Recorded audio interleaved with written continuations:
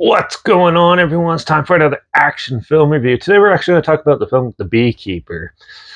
So, this is a newer film. It was released January 12th, 2024. It was directed by David Ayer, who did films like Suicide Squad, Fury, End of Watch, and The Tax Collector. This had a budget of $40 million and it made over $152.7 million at the box office. So, well, The Beekeeper stars Jason Statham and from the Transporter, and yeah, so he plays a retired beekeeper where you first meet him and he's tending to his bees, and then another neighbor who's like helped him out and stuff like that um, becomes a victim of a fraud scam where they pretend to have a company will send a fake computer virus and they have to call this number and they pretend to try to fix it. Instead, they hack into their bank accounts and stuff and take all their money. And she also runs a charity for like children and stuff. I had over $2 million and it all gets taken away. And she gets so upset about this, she ends up taking her own life. And then you learn that there's more to Jason Statham's character than what meets the eye. And he ends up going on a revenge and trying to infiltrate and take out this big corporation that's been stealing millions of dollars from people, and that run by a group of young adults who are stupid and definitely do not know what they're doing. Overall, I thought this film was pretty clever in the way of storytelling and how they presented it. I love the way this film was shot. The cinematography is really good in this, and you can definitely see the Suicide Squad colorfulness of David Ayer, and he definitely incorporates that in here, especially when you're looking at the company and how they're doing things and stuff. It's very colorful and lit, and all the younger people involved with it have a lot of more enthusiasm of what they're doing, even though it's really wrong. And when Jason Statham's character comes into play, he's very subdued, emotionless, and goes on and when the fights and stuff comes in, the choreography is done really well.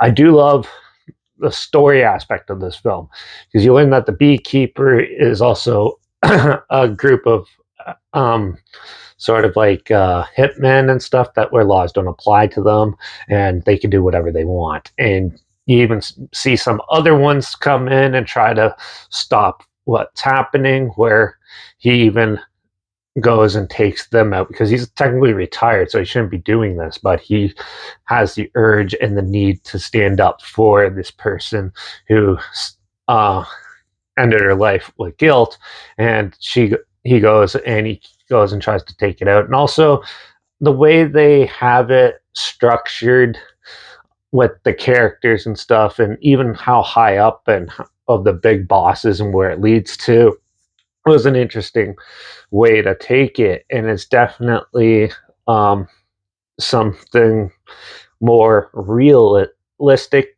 in a way, and looks pretty good as well. Yeah, the acting in this is pretty good for the most part. Some of the younger villains and stuff are a little cheesier and hokier, but they do really grasp the younger generation and the older generation with the conflicts that they have and put them together, get them in the story, and it works really well. Some of the CG and stuff looks pretty good too, enhancements and stuff. Some of it looks a little cheesy too. There's some parts where it looks like a ragdoll's being pulled behind a car or something like that you'd see in like a computer sim and stuff. But overall, I thought the film was pretty entertaining and a good action film with a good compelling story. You're either going to like the ending or you're not going to like it, but overall I still thought it was a pretty good movie. So I'm going to give The Beekeeper a 4 out of 5. It was fun and overall better, and I like it when action films try to have a good story to go with it than just have things blow up constantly and take it out. Yeah, so I was pretty impressed with that. I'm not sure where it's streaming right now. I know it was in theaters for a while, so it's probably just coming on to some services and stuff. But yeah, I'll link the trailer down below so you can at least watch that if you want to see what I'm talking about. That's linked down there. Also, make sure you check out my Instagram. It's linked down below. That's where I always post clips of films and reviews and future on my stories. I have the film title hashtag, some on film and a hashtag, so you're aware of it.